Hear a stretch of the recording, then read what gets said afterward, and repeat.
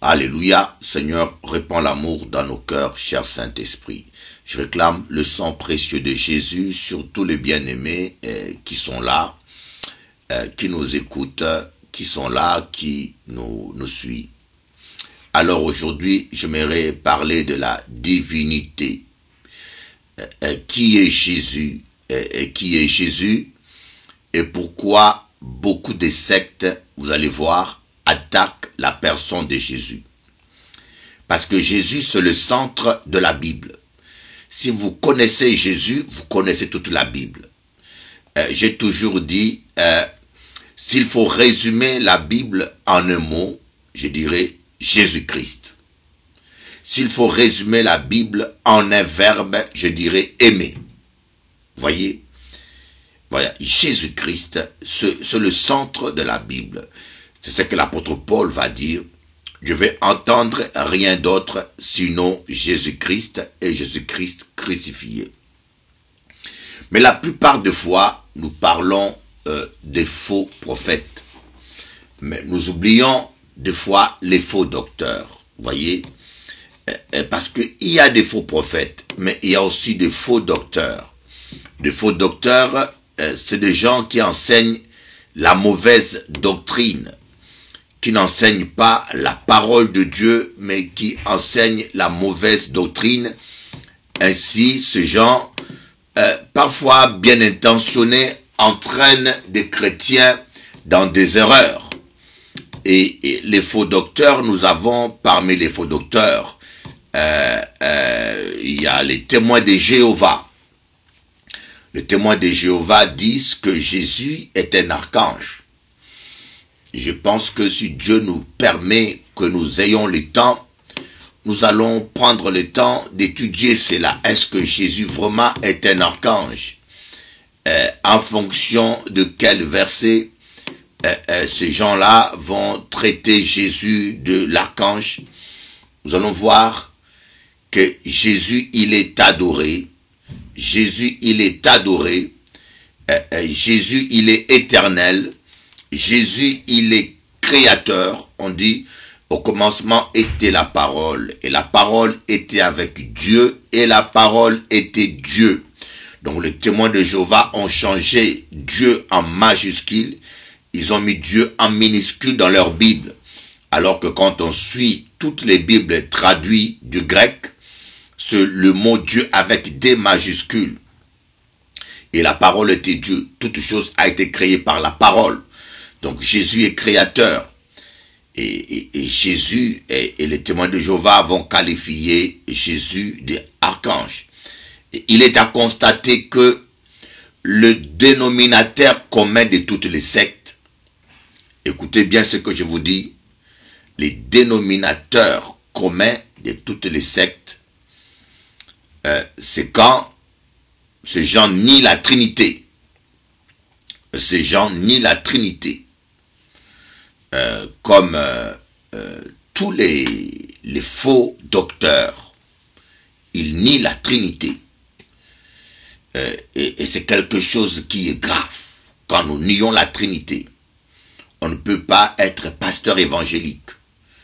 Regardez le nombre des hommes de Dieu qui croient à la Trinité. Il y a Bishop Eli, il y a Yvon Castano, il y a Alain Tsengue, il y a Wafo, il y a Mamadou Karambiri, et il y a toutes les ADD. Leur confession de la foi, ils croient à la Trinité. Toute la fédération évangélique croit à la Trinité. La fédération protestante croit à la Trinité. Kenneth Hagin croit à la Trinité.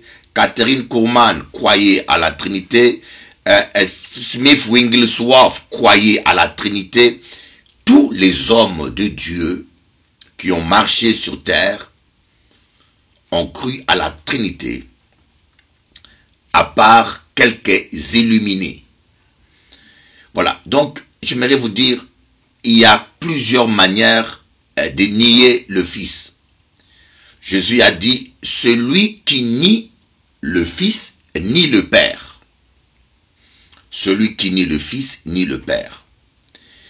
Aucun esprit ne peut dire Jésus-Christ est Seigneur si ce n'est par l'Esprit de Dieu. Voilà. L'Antichrist est celui qui nie Jésus-Christ venu en chair. Voyez? L'Antichrist est celui qui nie que Jésus-Christ est venu en chair. Quand vous lisez dans 1 Jean, on dit l'Antichrist nie que Jésus-Christ est venu en chair. Donc, comment ces gens arrivent-ils à nier? Bon, nous allons voir un peu. J'aimerais vous montrer ce verset quand même. L'Antichrist, il est celui qui nie que Jésus-Christ est venu en chair. Et c'est là qu'on voit l'esprit d'Antichrist, des faux docteurs. Hein?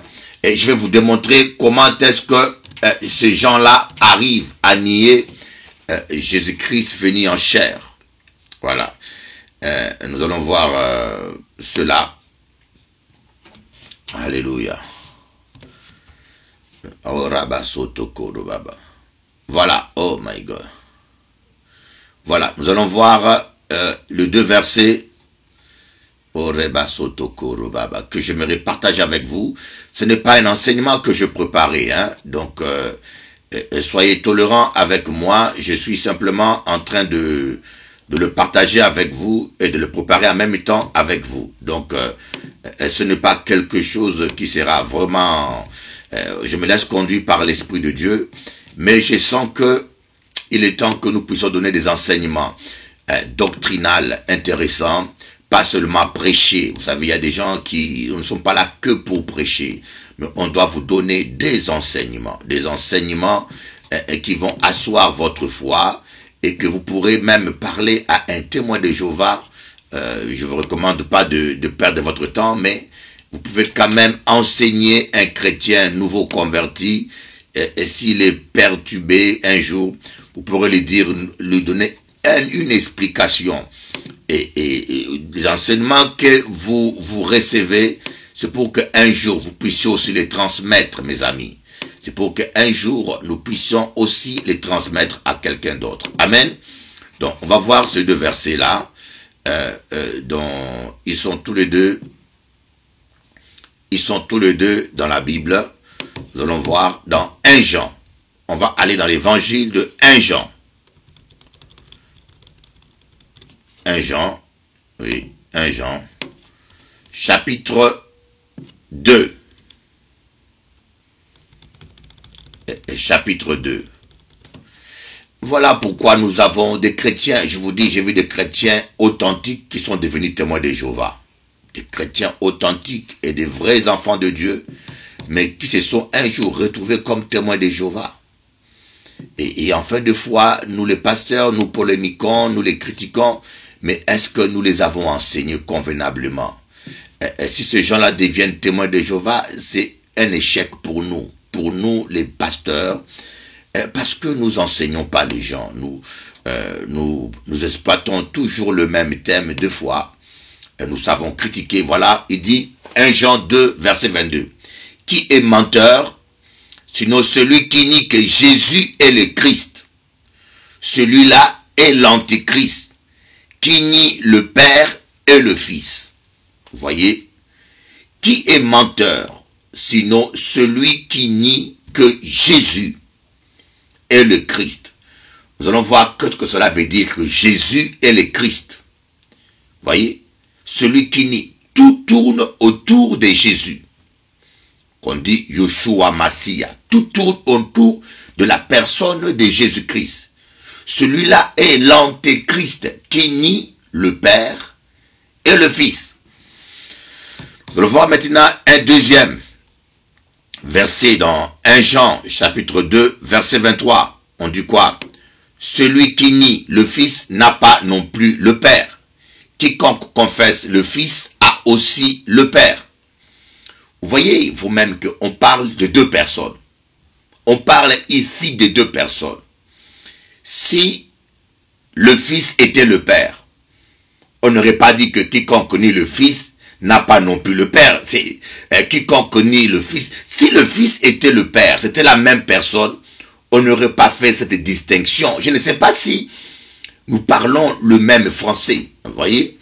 Je ne sais pas si nous comprenons le même français. Voilà comment les faux docteurs, ils sont en train d'égarer le peuple de Dieu avec de faux enseignements. Voilà, les témoins de Jéhovah nient le Fils. Jésus est le Christ, mais non, il dit non, ce n'est pas Jésus, c'est l'archange Michel qui est le Christ. Vous voyez, il y a trois manières de nier le Fils, Jésus. Il y a trois manières de nier le Messie. Le menteur est celui qui nie que Jésus est le Christ.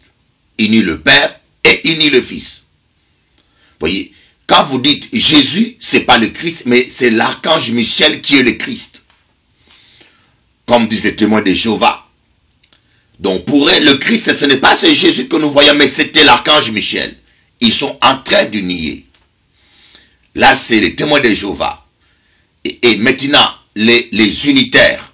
Les unitaires, dans le courant unitaire, deux fois, les chrétiens confondent les unitaires. Beaucoup de chrétiens évangéliques ne savent pas faire la distinction entre les unitaires. Parce que les unitaires ressemblent beaucoup aux évangéliques. Ils croient aux dons spirituels, ils chassent les démons, ils prophétisent. Les unitaires sont presque exactement comme les évangéliques. Mais sauf que, dans leur doctrine, ils nient Jésus. Ils ne disent pas que Jésus est le Christ, ils disent c'est le Père qui est le Christ. Il y a une grande différence. Jésus, c'est cet homme-là qui était né. C'est le Fils de Dieu qui est né dans un corps de chair. C'est celui-là qu'on appelle Jésus, le Fils de Dieu. Voilà. Et Jésus, ce Fils de Dieu, il est le Christ. Voyez. Mais quand vous dites non, c'est pas Jésus, c'est l'archange Michel qui est le Christ. Là, c'est les témoins de Jéhovah. Et les unitaires, ce sont des chrétiens qui nient la Trinité et qui disent ce n'est pas Jésus qui est le Christ, c'est le Père qui est le Christ. Donc, à la place de Jésus, c'était pas le Fils de Dieu, c'était le Père qui était à la place de Jésus. Donc, le Père est le Christ. C'est subtil, c'est tellement subtil et pernicieux. Voyez, et les unitaires arrivent à séduire beaucoup de chrétiens évangéliques parce que ils ressemblent, ils sont très proches du mouvement évangélique. Comme je dis bien, ils chassent les démons, ils prêchent la même parole, et de ce nombre, nous avons Chorakwetu. C'est un unitaire. Et dans ses vidéos, il est en train de dire publiquement que il dit publiquement que la Trinité est diabolique. La Trinité a été copiée dans la religion de Babylone, alors que nous savons bien que c'est la religion de Babylone qui a copié la Trinité. Et vous allez voir même l'histoire du Fils de Dieu. Même les Grecs, ils ont copié l'histoire du Fils de Dieu. Ils ont dit que Zeus aussi avait un fils qui est Hercule. Zeus avait un fils qui est Hercule, et Hercule était là pour sauver l'humanité. Quand vous voyez le film Hercule, c'est la mythologie grecque. Donc ce sont les païens qui copient la parole de Dieu. Et ce n'est pas le contraire. Vous voyez, on voit bien même la Trinité commence dès le commencement. Au commencement, la terre était informe et vide. Et l'Esprit de Dieu mouvait au-dessus des eaux. Dieu dit, on voit déjà trois personnes là. L'Esprit de Dieu qui mouvait au-dessus des eaux et Dieu qui dit. On voit trois personnes distinctes. Mais les trois personnes distinctes ne sont pas trois dieux. Ces trois personnes forment un même Dieu. Un seul et unique Dieu. Comment expliquez-vous cela? C'est un mystère. Comme on dit, comme certains prétendent qu'il faut connaître tous les mystères. Et je vous dis, mais pourtant l'apôtre Paul dit dans 1 Corinthiens, quand ce qui est parfait sera venu, je connaîtrai comme j'ai été connu. Voyez, quand ce qui est parfait, quand on deviendra des esprits, quand ce qui est parfait sera venu, quand nous serons dans la perfection, l'apôtre Paul dit, je connaîtrai comme j'ai été connu. Donc, je connaîtrai Dieu comme Dieu m'a connu. Voyez? Donc, avec notre intelligence humaine, nous sommes limités pour comprendre et comprendre tout Dieu. Dieu dépassera toujours notre intelligence. Voyez? Donc, et c'est grave parce que le fait qu'on n'enseigne pas les chrétiens la doctrine, le fait qu'on n'explique pas bien les chrétiens les choses de Dieu, et le résultat, les chrétiens n'ont pas de bases solides. Nous voyons des chrétiens qui deviennent témoins de Jéhovah, et des chrétiens qui deviennent adventistes, et des chrétiens, voyez, si vous ne le savez pas, il y a des chrétiens qui pratiquent le sabbat. Et il y a certains chrétiens évangéliques qui pratiquent le sabbat. Ils font leur réunion le samedi parce qu'ils pratiquent le sabbat. Et la même personne qui pratique le sabbat, la même personne est contre la dîme. Voyez, ces gens sont complètement en contradiction et dans la confusion. Et en fin de compte, ils sont en train d'engendrer une secte, de créer une religion, d'engendrer une secte, et ils sont au sommet de la pyramide. Croyez-moi, je vous dis, un homme de Dieu doit être soumis à une autorité. Même le Fils est soumis au Père. Nous devons tous être soumis. Nous devons tous être soumis. Quand vous voyez un homme qui s'est dit pasteur ou apôtre, la première chose, il ne peut pas vous dire qu'il a ordonné apôtre. Il ne peut pas vous dire qu'il a ordonné pasteur. Et c'est ça, si j'ai des amis africains qui me suivent, je n'ai aucun dénigrement avec les Africains, mais en général, mes frères africains, nous avons un problème avec les titres.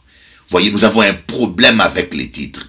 La plupart de mes compatriotes africains, ils sont tous derrière les titres, et la plupart sont des titres autoproclamés. Il se réveille le matin, il est pasteur. Et après demain, il se réveille le matin, Dieu m'a dit, je suis prophète. Il y a aucune, il s'autoproclame comme ça. Et après demain, vous le connaissez, et vous apprenez que maintenant il est apôtre. Et après demain, il n'est plus apôtre, il est frère. Et quand il a terminé avec tous les titres, il redevient frère. Et c'est ça le problème que nous sommes là. Je suis en train d'enseigner la parole. Je suis en train d'attaquer les œuvres et de classer. Et je sais que de tout ce que je dis est correct et juste. Et je ne mens sur personne. Je n'attaque la vie privée de personne. Parce que la médisance, c'est attaquer la vie privée des gens.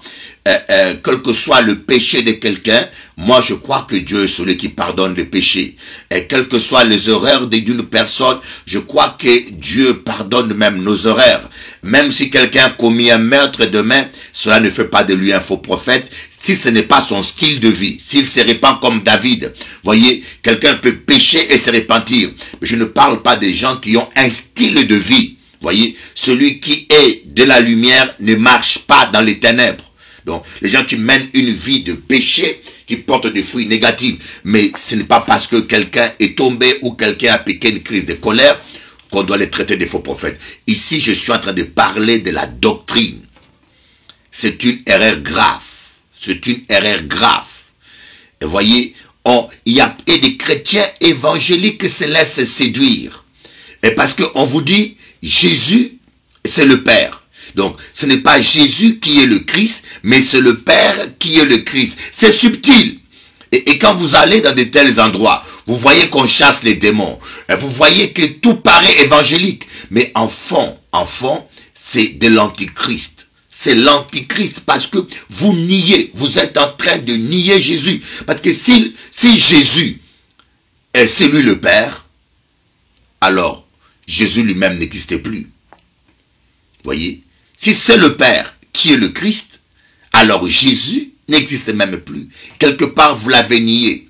Et le problème qui vient encore et qui est grave, et Jésus priait qui? Si Jésus-Christ lui-même il est le Père, qui il priait? Répondez un peu à la question. Qui Jésus priait? Sur terre, il priait toute la nuit. Il priait qui? Il faisait du cinéma. Il faisait la comédie. Voilà pourquoi les unitaires sont dans une erreur grave. Parce que, en niant Jésus, et en remplaçant Jésus par le Père, hein, vous voyez maintenant que la Bible n'a plus de sens. La Bible n'a plus de sens. L'humanité de Jésus-Christ n'a plus de sens. Jésus à la croix, il priait qui? Il a dit, mon Père, pourquoi m'as-tu abandonné? Est-ce que tout cela n'était que du cinéma? Si c'est lui-même le Père, alors il priait qui à la croix? Ça n'a plus de sens. Et quand il est allé se faire baptiser, la Bible dit qu'une voix a parlé du ciel. Celui-ci est mon fils. Alors, si c'est lui-même le Père, comment est-ce qu'il était sur terre et encore au ciel, celui-ci est mon fils? Amen. Et nous voyons les trois personnes de la Trinité se manifester. Le Saint-Esprit descendre du ciel. Voyez, la doctrine, cette doctrine unitaire, a commencé avec Branham. Branham qui a apporté cette doctrine et il a égaré beaucoup de Congolais. Le branhamisme, je crois que le Congo est le pays qui a le plus grand taux du branhamisme dans le monde. Et vous allez voir la plupart des Congolais, même les pasteurs évangéliques, ils ont la doctrine des branhamistes. Ce sont des branhamistes quelque part parce que ils raisonnent pareil. Voyez, alors que si nous suivons dans le détail, même lui, Branham, il est mort. Il est mort écrasé par une voiture. Et je ne crois pas que c'est la mort d'un homme de Dieu. Vous voyez, Kenneth Hagin est mort dans la paix. Il est parti dans la paix à 80 ans. Mais Branham, il est mort écrasé par une voiture. Et je ne pense pas que la Bible dit qu'aucun malheur ne t'atteindra. Un homme qui est agréable à Dieu ne peut pas terminer de cette manière. Ne peut pas finir comme ça. Donc faites attention. Hein? On dit que Jésus est assis à la droite de Dieu.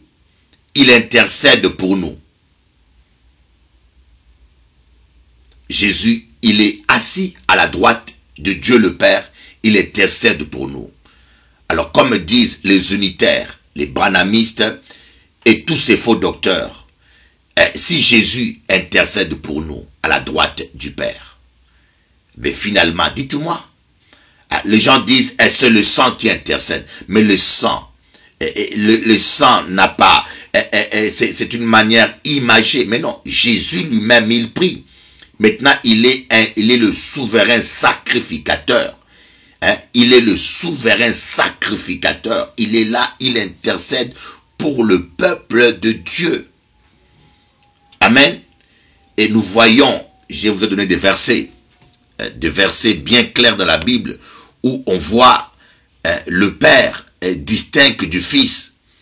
On voit le Père distinct du Fils dans le ciel. Vous voyez, la Bible est sans équivoque. La Bible le montre clairement. Cette vérité. Vous voyez, nous ne pouvons pas confondre les choses. Confondre le Père et le Fils, non. C'est très grave comme confusion si vous commencez à confondre. Regardez, nous allons voir dans Daniel. Dans Daniel, je crois le chapitre 7, si je ne me trompe pas, à partir du verset 13. Je vais vous le montrer. Qu'est-ce qu'on dit? Je regardais pendant mes visions nocturnes et voici, sur les nuées des cieux, arriva quelqu'un de semblable à un fils de l'homme. Il s'avança vers l'ancien des jours et on le fit approcher de lui. On lui donna la domination, la gloire, les règnes et tous les peuples, les nations et les hommes de toutes les langues le servirent. Sa domination est une domination éternelle qui ne passera point et son règne ne sera jamais détruit. Mais vous voyez ici, nous voyons bien le Père et le Fils. On amena le Fils de Dieu devant le Père. Et Dieu le Père lui donne la domination. Vous voyez, on voit bien trois personnes. Oui, on voit bien deux personnes distinctes. Et je ne sais pas qu'est-ce que tous ces gens qui prêchent qu'est-ce que les unitaires disent quand tu vois ce genre de verset. Je ne sais pas comment ils arrivent à expliquer ça. Voyez. Mais par contre, il y a trois personnes en Dieu, mais ces trois personnes forment un même Dieu. Ils sont indivisibles. Jésus a dit à Thomas, quand Thomas a dit, Seigneur, montre-nous le Père. Jésus n'a pas dit, je suis le Père. Jésus n'a jamais dit « je suis le Père ». Jésus a dit « je suis dans le Père et le Père est en moi ». Comment dis-tu? Montre-nous le Père. Ici, Jésus voulait montrer la parfaite ressemblance, la parfaite harmonie, la parfaite unité qu'il y avait entre lui et le Père. C'est comme si vous prenez le café, vous le mélangez avec du lait et avec de l'eau. Humainement, sans des procédés chimiques, naturellement, vous ne pourrez plus les dissocier. Quand le café et le lait sont mélangés, ça fait du café au lait. Tu peux pas me dire, je vais goûter le lait. Non, c'est mélangé. Quand tu goûtes ce café, tu as goûté aussi le lait, tu as bu aussi l'eau. Voyez, j'ai vu des chrétiens qui me demandent, quand on parle pourquoi on parle à Jésus, on ne parle pas au Père. Mais le Père est dans le Fils est dans le Père. Donc quand tu adores Jésus, c'est le Père que tu adores au travers de lui. Quand tu adores le Père, c'est le Fils que tu adores. Celui qui nie le Fils, ni le Père. Les trois personnes forment qu'un seul Dieu. Ils sont indivisibles, inséparables. Voyez? Pareil qu'avec le Saint-Esprit. Jésus-Christ s'est dit, je vais prier le Père, il vous enverra un autre consolateur. Si Jésus était lui-même le Saint-Esprit, et là, la Bible dit, quand vous lisez Jean, Jésus-Christ dit, je vous parle plus en parabole, je vous parle ouvertement. C'est ça qui cause problème. Jésus a dit aux disciples, je ne vous parle plus en parabole, je vous parle ouvertement. Voyez, je prierai le Père, il est avantageux que je m'en aille. Si je ne m'en vais pas, le consolateur ne viendra pas, l'esprit de vérité. Voyez, donc le Saint-Esprit était en Christ. Et Jésus est dans l'esprit aussi. C'est la raison pour laquelle le Saint-Esprit est appelé Esprit de Jésus-Christ. Il est appelé Esprit des grâces. Il est appelé Esprit du Père. Voyez. Mais par contre, le Saint-Esprit, la troisième personne de la Trinité, il ne vient pas pour être adoré. Il ne cherche pas sa gloire. Il vient pour glorifier Jésus. Il vient pour travailler avec nous.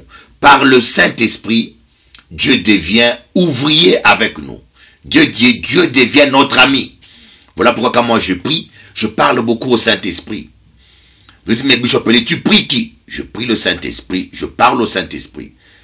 Me dit, mais et Jésus? Mais quand je parle au Saint-Esprit, je parle aussi à Jésus en même temps. Et je parle aussi au Père. Ils sont un seul Dieu.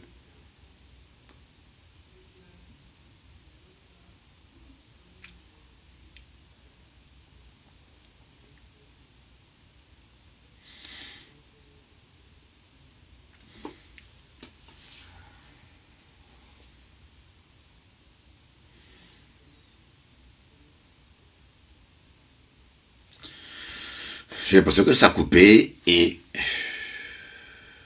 voilà, c'est revenu. Ils sont un seul Dieu. Et vous voyez les problèmes. Mais par contre, les Mormons, eux, voient trois dieux distincts. La différence entre les chrétiens et les Mormons croient pas en trois personnes, mais en trois individus, en trois dieux. Donc le Père est distinct. Et ils sont trois dieux distincts comme trois hommes. Voilà pourquoi je ne considère pas les Mormons comme des chrétiens. Les Mormons ne sont pas des chrétiens. Oui, et ça coupe quand c'est de bonnes choses. Là, nous sommes en train de démasquer les démons. Nous sommes en train de mettre à nu les démons. Vous voyez, et la seule chose que je reproche à mes frères et sœurs,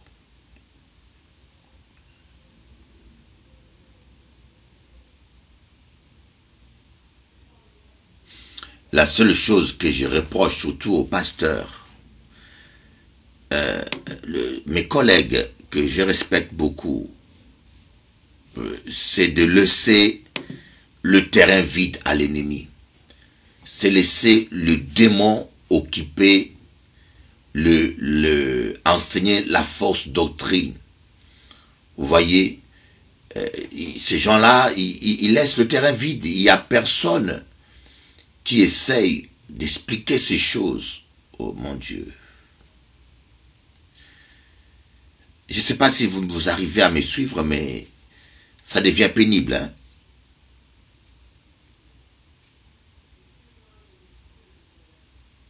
Voilà.